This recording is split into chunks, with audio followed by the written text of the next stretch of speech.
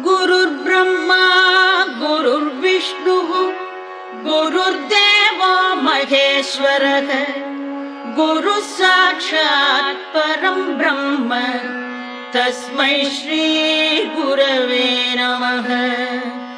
अखण्डमण्डलाकारं व्याप्तं येन चराचरं तत्पदं दर्शितं येन तस्मै श्री गुरवे नमः। अज्ञानतिमिरान्धस्य ज्ञानाञ्जनशलाकया चक्षुरुन्मीलितं येन तस्मै श्री गुरवे नमः।